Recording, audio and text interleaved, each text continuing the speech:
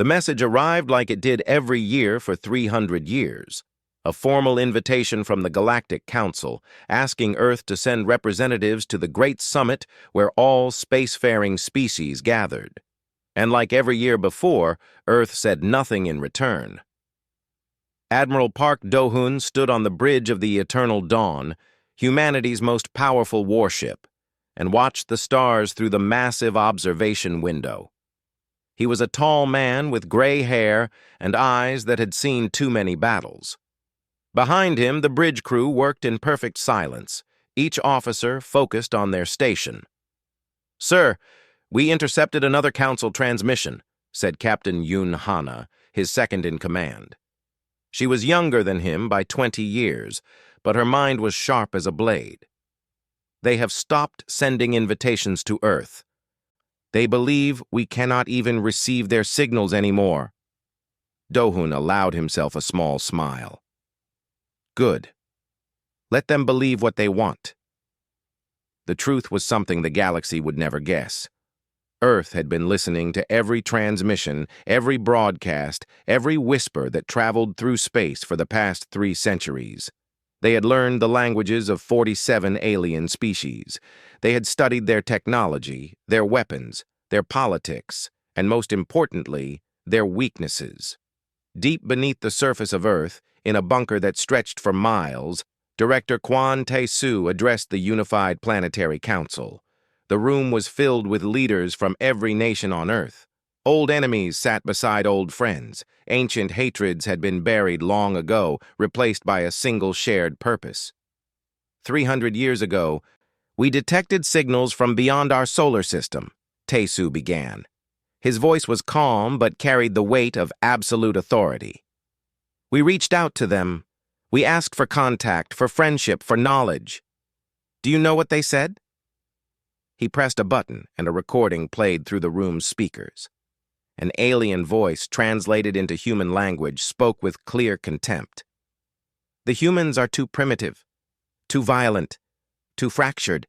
They fight among themselves like animals. They are not ready for the galactic community. Perhaps in another 1,000 years, if they survive that long." Tae-soo let the words hang in the air. Every leader in the room had heard this recording before. Every one of them remembered the shame and anger they felt the first time. "They dismissed us," Tae-soo continued. "They looked at our world and saw nothing worth their time. They assumed we would destroy ourselves before we ever reached the stars." He walked to the center of the room, where a massive holographic display flickered to life. It showed Earth's solar system, then expanded outward to reveal hundreds of hidden facilities scattered across moons, asteroids, and deep space stations. They were wrong. For 300 years, humanity had worked in secret. They had reverse-engineered technology from intercepted alien signals. They had developed weapons that the galaxy had never seen. They had built ships in the darkness between planets, where no alien sensor could detect them. 2,000 warships, Tae-soo said, and the display lit up with countless vessel signatures. Carriers, destroyers, dreadnoughts, weapons platforms, all built in silence, all waiting for this moment. In orbit around Mars, Lieutenant Shin Mirai ran final checks on the Eternal Dawn's weapon systems. She was young, barely 30, but she had trained her entire life for what was coming. Her grandmother had been one of the first engineers to work on the secret fleet. Her mother had commanded a destroyer squadron. War against the stars was her family's legacy. "Power cores stable," she reported through her communication device. "Weapon arrays online, shield generators at full capacity." Captain Yoon Hana's voice came back through the channel. "Good work, Lieutenant. Report to the bridge. The Admiral wants all senior officers present for the final briefing." Mirai made her way through the massive ship's corridors. Everywhere she looked, she saw crew members preparing for departure. Engineers checked systems, soldiers loaded equipment, pilots ran simulations in their fighters. The entire vessel hummed with nervous energy. When she reached the bridge, Admiral Park Do-hun was already speaking to the assembled officers. "The Galactic Council faces a threat they cannot defeat," Do-hun explained. "The Keth Empire has been conquering worlds for 10,000 years. They are ancient, powerful, and without mercy. The Council's combined fleet cannot stop them." He pulled up tactical data showing the Keth advance. Red marks spread across the star map like a disease, consuming system after system. "The Council will meet in 3 days to discuss surrender. They plan to sacrifice their outer colonies in exchange for peace. Billions of innocent lives traded away because they lack the strength to fight." Captain Yoon Hana stepped forward. "And we're going to change that." Do-hun nodded. "For 300 years, the galaxy ignored us. They thought we were nothing. Primitives playing with fire on a small blue world." His eyes hardened. "They are about to learn how wrong they were." The bridge fell silent. Every officer understood what this meant. After centuries of preparation, after generations of sacrifice, the moment had finally arrived. "Send the signal to all fleet commanders," Do-hun ordered. "We depart in 12 hours. Destination, the Galactic Council Station. It is time for Earth to answer their invitation." Across the solar system, 2,000 warships powered up their engines. Crews took their stations. Weapons systems came online. The largest military force in human history prepared to announce itself to a galaxy that had forgotten Earth even existed. Director Kwon Tae-soo stood in his bunker, watching the fleet signatures blink to life on his display. His grandfather had started this project. His father had continued it. Now he would see it finished. "They thought our silence meant weakness," he said quietly to himself.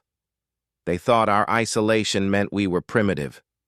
They never stopped to wonder what we might be doing with all that time." He smiled, and it was not a kind smile. They are about to find out. The Galactic Council station, called Harmony Prime, floated in the empty space between 3 star systems. It was massive, larger than most moons, and it had served as the center of galactic diplomacy for over 5,000 years. Here, wars were ended. Treaties were signed. The fate of billions was decided by beings who believed themselves to be the most advanced creatures in the universe. Ambassador Veltrix of the Dominion stood at the center of the great chamber, its insect-like body towering over most other delegates. The Dominion had led the Council for millennia. They were ancient, wise, and utterly convinced of their own superiority.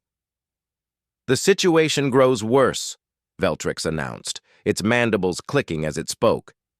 "The Keth Empire has consumed 3 more systems in the past month. Our border fleets are failing. We cannot hold them back." Murmurs rippled through the assembled delegates.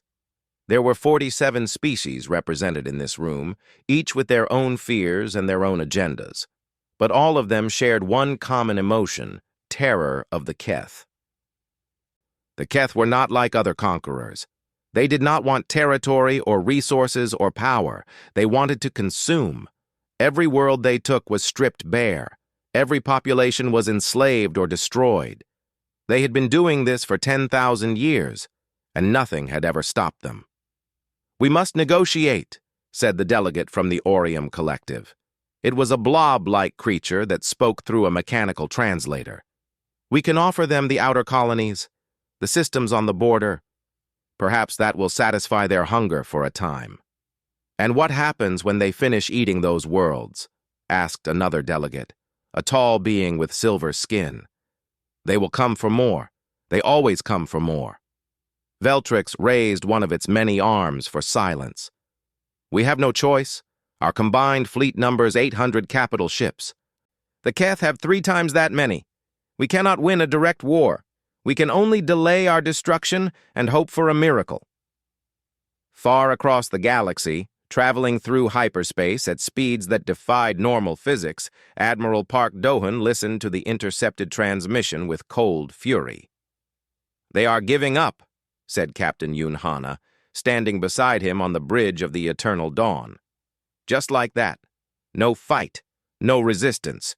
They will sacrifice billions of innocent lives to buy themselves a few more years. Do-hun said nothing for a long moment. Through the observation window, he could see the distorted light of hyperspace rushing past. Behind his ship, nearly 2,000 more vessels followed in perfect formation. "That is why we are here," he finally said. "The galaxy has grown weak. They have forgotten what it means to fight for survival. They have forgotten that some things are worth dying for." Lieutenant Shin Mirai looked up from her tactical station. "Sir, at our current speed, we will arrive at Harmony Prime in 18 hours. That is during their emergency summit." "I know," Do-hun replied. "That is exactly when we will arrive." Hana frowned. "If we arrive during their summit, they will panic. They might think we are attackers." "Let them panic," Do-hun said. "Let them see our fleet and understand what true power looks like. Let them realize that while they were dismissing us as primitives, we were building something they cannot imagine." He turned to face his crew. Every officer on the bridge watched him with absolute attention. These were the best humanity had to offer. Scientists, soldiers, engineers, pilots. They had trained their entire lives for this moment. "Send a message to Director Kwon," Do-hun ordered. "Tell him we are accelerating the timetable. We will arrive at the summit and announce ourselves to the galaxy." On Earth, Director Kwon Tae-soo received the message in his underground command center. Around him, hundreds of officers monitored the fleet's progress through space. Massive screens showed the position of every ship, every fighter, every weapon platform. "The Admiral wants to arrive early," reported his assistant, a young woman named Bak Yuri. "He says the Council is about to surrender to the Keth." Tae-soo nodded slowly. He had expected this. The intelligence reports had been clear for months. The Galactic Council was weak, divided, and completely unprepared for a war of survival. "Authorize the acceleration," he said, "and prepare my transport. I will join the fleet at Harmony Prime." Yuri's eyes widened. "Sir, that is dangerous. If something goes wrong, I should be there," Tae-soo interrupted. "This is the moment our species has been working toward for 300 years. I will not watch it from a bunker." He stood and walked to the main display, where the fleet's formation glowed like a constellation of hope. 2,000 ships, millions of crew members, the combined effort of every nation on Earth, working together for the first time in human history. "My grandfather started this project," Tae-soo said quietly. "He believed that humanity was destined for something greater than fighting among ourselves. He believed that one day we would stand among the stars and prove our worth to the universe." He placed his hand on the display, watching the tiny lights that represented humanity's greatest achievement. Today, we prove him right. Back on the Eternal Dawn, Admiral Park Do-hun gave his final orders before the fleet emerged from hyperspace. Every ship was ready. Every weapon was charged. Every crew member understood what was at stake. "Remember," Do-hun said, his voice broadcast to all 2,000 vessels, "we are not here to conquer. We are not here to dominate. We are here to show the galaxy what humanity can do when we work together. We are here to protect those who cannot protect themselves." He paused, letting his words sink in. "The Council ignored us for 3 centuries. They thought we were nothing. Today, we teach them that silence does not mean weakness. Today, we teach them that the quiet ones are often the most dangerous." The fleet prepared for emergence. In 18 hours, the galaxy would learn that Earth had never been primitive. It had been patient. The emergency summit on Harmony Prime had reached its lowest point. Ambassador Veltrix stood before the assembled delegates, preparing to announce the terms of surrender that would doom billions of lives. The great chamber was silent with despair. After 5,000 years of civilization, the Galactic Council was about to admit defeat. "We have negotiated with the Keth Empire," Veltrix began, its voice heavy with shame. They have agreed to halt their advance if we surrender the following systems. The ambassador never finished its sentence. Every alarm on Harmony Prime screamed to life at once. Red lights flashed across the chamber. Delegates jumped from their seats in terror as station officers shouted warnings that made no sense. "Multiple contacts emerging from hyperspace," a security officer yelled. 2,000 signatures, unknown configuration. 2,000, Veltrix repeated, its compound eyes widening with disbelief. "That is impossible. No fleet in the galaxy has 2,000 capital ships." "They are not in our database," another officer reported, his voice shaking. "We have never seen these vessel designs before. Their power signatures are off our scales." The main display screen in the chamber flickered and changed. Instead of the Keth border maps, it now showed a visual feed of the space around Harmony Prime. Every delegate in the room fell silent at what they saw. Ships were pouring from hyperspace like water from a broken dam. Massive vessels, angular and dark, covered in weapons that gleamed under distant starlight. They moved in perfect formation, each ship knowing exactly where it belonged. It was not a fleet, it was an army. "Where did they come from?" the Orium delegate gurgled. "Who are they?" The answer came before anyone could guess. A voice broadcast on every frequency, cutting through all communication channels at once. It was a human voice, speaking in a language the Council's translators could barely process. "This is Admiral Park Dohun of the United Earth Defense Fleet. We request immediate audience with the Galactic Council." Silence, then chaos. "Earth?" Veltrix sputtered. "The primitive world? The isolated species?" "That is impossible. They were supposed to be pre-spaceflight," another delegate shouted. "Our surveys said they had not even left their own solar system." On the bridge of the Eternal Dawn, Admiral Park Do-hoon stood perfectly still as his crew prepared for first contact. Around him, officers reported the reactions from Harmony Prime with barely hidden amusement. "They are in complete panic, sir," Lieutenant Shin Mirai reported from her station. "Their defense systems are activating, but they are not targeting us. I think they are too confused to know what to do." Captain Yoon Hana stepped to Do-hoon's side. "Shall I open a visual channel?" Do-hoon nodded. "Let them see who we are." The signal was sent, and suddenly, Admiral Park Do-hoon's face appeared on every screen in the council chamber. The delegates saw a human male, older but strong, wearing a military uniform that spoke of discipline and power. Behind him, they could see the bridge of his ship, filled with more humans working at advanced consoles that looked nothing like the primitive technology they expected. "We apologize for arriving without invitation," Do-hoon said, his voice calm and steady.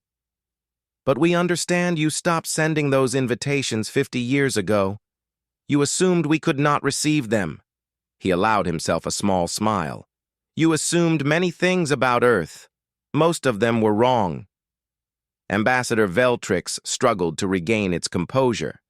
In 5,000 years of leadership, the Dominion had never faced a situation like this. A species they had dismissed as animals had just appeared with a fleet larger than anything in galactic history. "How is this possible?" Veltrix demanded. "Our surveys showed your species fighting among yourselves. Your technology was centuries behind our own. How could you build such a fleet?" "Your surveys were 300 years old," Do-hoon replied. "Much can change in 300 years, especially when an entire planet works together in secret." On the tactical display, Mirai watched as council vessels cautiously approached the Earth fleet. She could detect their sensor scans, their attempts to understand the technology they were seeing. "They are trying to analyze our ships," she reported. "They cannot understand our power sources or our weapon systems. Their computers keep returning errors." Do-hoon was not surprised. Earth's scientists had spent 3 centuries developing technology in isolation. They had taken different paths than the rest of the galaxy. They had solved problems in ways that alien minds had never considered. "Let them scan," he said. "Let them see that we are not their enemies." The main doors of the Eternal Dawn's bridge opened, and Director Quan Tae-Soo entered. He had arrived on a fast courier ship just hours ago, determined to be present for this moment. He wore the formal attire of Earth's highest office, a simple dark suit that contrasted sharply with the elaborate costumes of the alien delegates he saw on the display screens. "Director," Do-hun greeted him with a nod, "the Council is ready to receive us." Tae-Soo studied the confused faces of the alien ambassadors. For 300 years, humanity had imagined this moment. Now, it was here. "Then let us not keep them waiting," he said. "It is time for Earth to take its place among the stars." He turned to the communication officer. "Open a channel to the Council. Tell them we are ready to dock and meet in person." The response came quickly. Harmony Prime's docking bays were opened. Security protocols were suspended. For the first time in history, a human delegation would walk the halls of the Galactic Council. As the Eternal Dawn began its approach to the station, Admiral Park Do-hun looked out at the sea of ships that had followed him across the galaxy. 2,000 vessels, millions of humans, the work of 10 generations. "Today," he said quietly, "the universe learns that Earth was never asleep. We were preparing, and now they were ready." The docking bay of Harmony Prime had never been so quiet. Thousands of aliens lined the corridors, pressing against barriers to catch a glimpse of the impossible visitors. Security officers stood nervously with weapons they knew would be useless against the power waiting outside. The airlock opened with a soft hiss. Admiral Park Do-hun stepped onto the station first, his boots clicking against the metal floor. Behind him came Director Quan Tae-Soo, Captain Yoon Hana, and a small honor guard of Earth's finest soldiers. They walked in perfect formation, their faces calm, their movements precise. The aliens stared. Some had multiple eyes, some had no eyes at all, some floated in hover tanks filled with liquid. Some towered 3 meters tall, but every single one of them looked at the humans with the same expression, complete and utter shock. "They are so small," whispered one alien to another. "How can such small creatures build such massive ships?" "Their planet has heavy gravity," another replied. "They evolved to be compact and dense. Our scientists always said it would crush their civilization. We never imagined it would make them strong." The human delegation moved through the station toward the council chamber. Director Tae-Soo noticed everything. The architecture that had seemed advanced in intercepted images now looked old and tired up close. The technology that had once seemed magical was clearly understood now. 3 centuries of isolated development had pushed humanity far beyond what the galaxy expected. The doors to the great chamber opened, and the humans entered.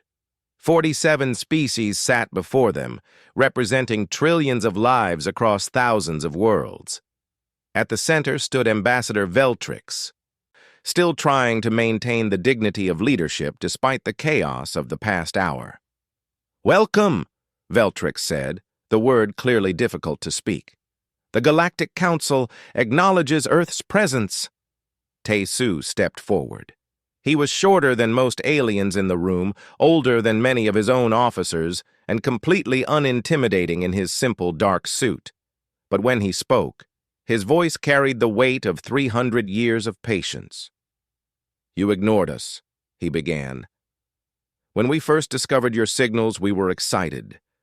We thought we had found friends among the stars. We sent messages of peace, of hope, of a desire to learn and share." He paused, letting the memory of that ancient rejection fill the silence.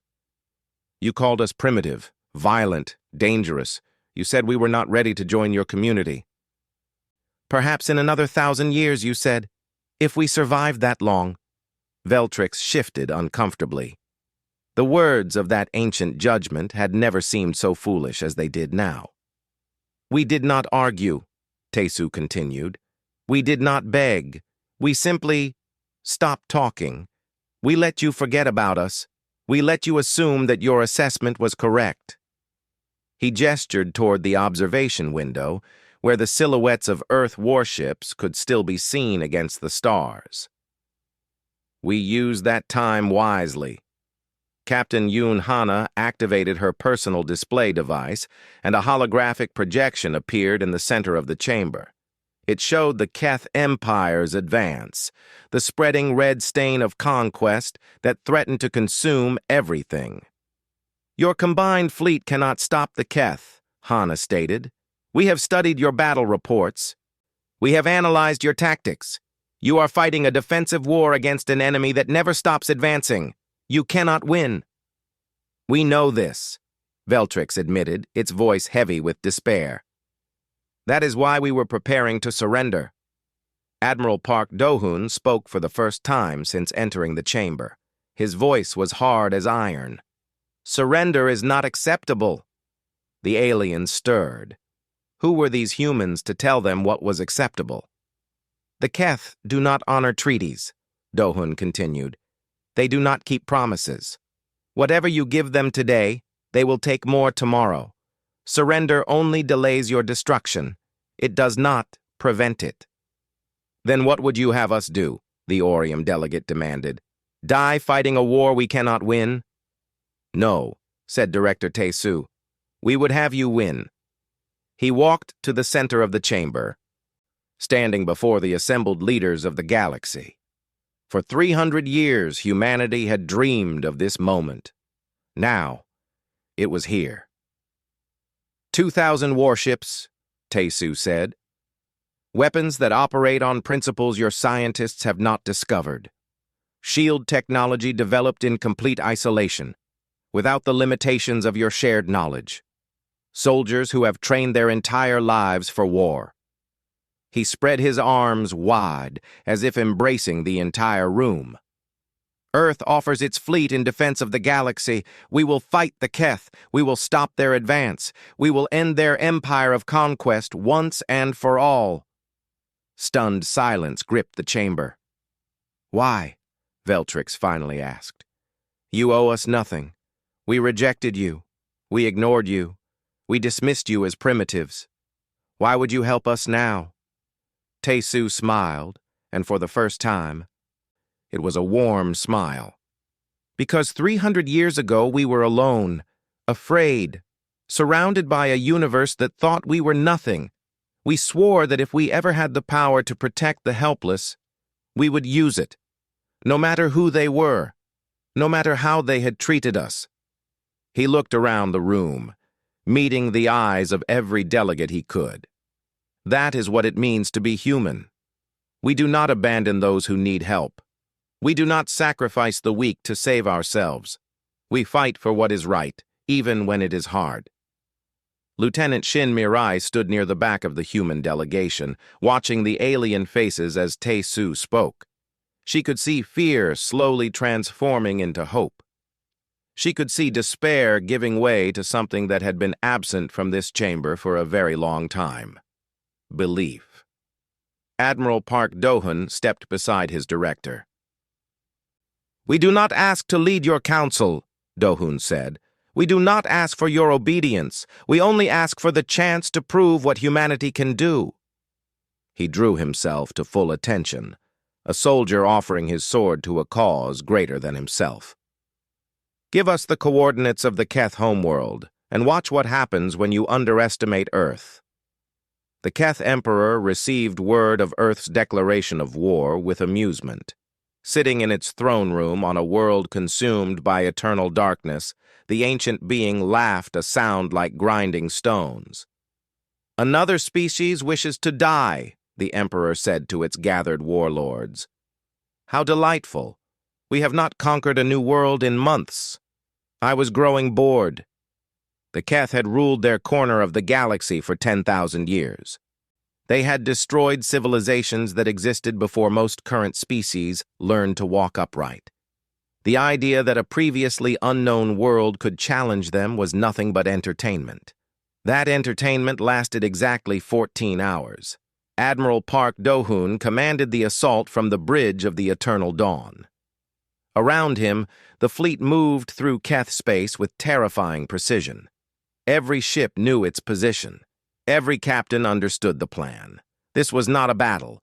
It was a performance perfected over 3 centuries of preparation. "Enemy fleet detected," Lieutenant Shin Mirai reported.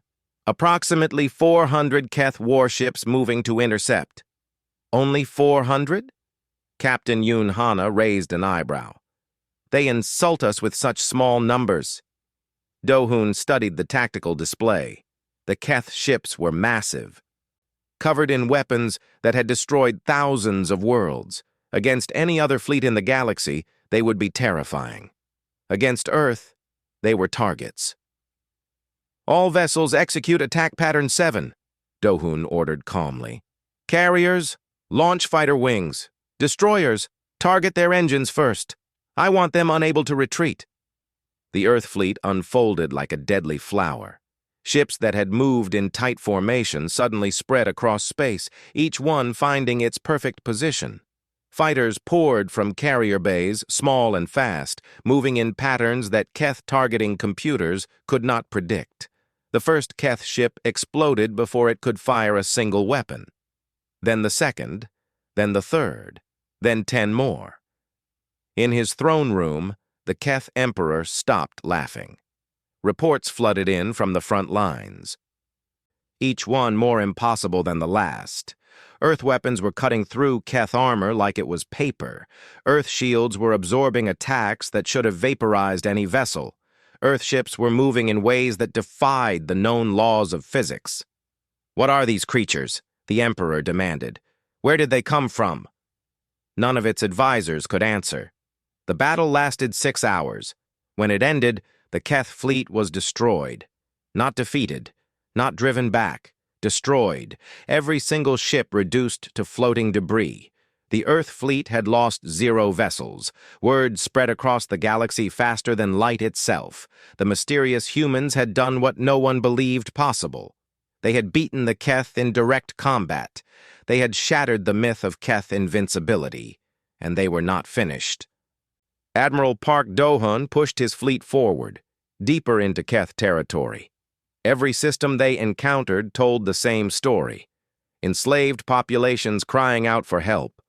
Worlds stripped of resources. The bones of civilizations the Keth had consumed over millennia. "Free them all," Do-hoon ordered. "Every prison camp, every slave colony, every world under Keth control. We did not come this far to liberate only some." On a small colony world called Verath, Director Kwon Tae-soo walked among survivors who had expected to die. They were strange creatures, tall and thin, with skin that changed color based on their emotions. They had been slaves for over a century, all hope beaten out of them long ago. "Why?" an elderly Varathi asked, its skin shifting through shades of confused purple. "You do not know us. You owe us nothing. The Council abandoned us years ago. Why would strangers from an unknown world risk their lives for us?" Tae-soo knelt beside the elderly alien, his old knees protesting the movement. Around them, human soldiers were distributing food, medical supplies, and something far more valuable: hope. "Because 300 years ago, the galaxy looked at my people and saw nothing worth saving," Tae-soo said gently. "They dismissed us as primitives, animals fighting in the mud of a small blue world. They never imagined we might become something more." He stood, looking up at the sky where Earth ships patrolled in formation. "We swore that if we ever had the power to help those who could not help themselves, we would use it, not for glory, not for conquest, simply because it was right. The war lasted 18 months. The Keth Empire, undefeated for 10,000 years, collapsed completely. The Emperor was captured. The warlords were destroyed. Every enslaved world was liberated. Every refugee was given safe passage to new homes. And when it was over, the Galactic Council held a ceremony on Harmony Prime to welcome Earth as a founding member of a new coalition. Admiral Park Do-hoon stood at the podium, looking out at the assembled delegates. 47 species who had once dismissed humanity as worthless. 47 species who now looked at humans with respect, gratitude, and perhaps a little fear. "You ignored us for 3 centuries, Do-hoon said, his voice echoing through the great chamber. You assumed our silence meant weakness. You assumed our isolation meant we were inferior. You assumed that because we fought among ourselves, we could never stand united." He paused, letting his gaze sweep across every face in the room. "Remember this lesson. The quiet ones are often the most dangerous, not because they cannot speak, but because they are waiting until they have something worth saying." Behind him, through the great observation window, the Earth fleet held formation against the endless stars. 2,000 ships, millions of crew members. The living proof of what humanity could achieve when it worked together. "We came here as strangers," Do-hoon concluded. "We leave as allies. The galaxy underestimated Earth for the last time. From this day forward, humanity stands with you. And we protect what is ours." The chamber erupted in applause. Aliens who had feared humanity now celebrated them. Those who had dismissed humans as primitives now welcomed them as equals. Director Kwon Tai-soo stood beside Captain Yoon Hana and Lieutenant Shin Mirai, watching the Admiral accept the galaxy's gratitude. 300 years, Tai-soo said quietly. 10 generations of sacrifice. And finally, we are here. Hana smiled. Was it worth the wait? Tai-soo thought of his grandfather, who had started the project, his father, who had continued it, his own children, who would inherit a galaxy that respected their species. "Every moment," he replied, "every single moment." And somewhere in the stars, the spirit of humanity smiled. They had been patient. They had been silent. And in the end, they had proven that the quiet ones were the most dangerous of all.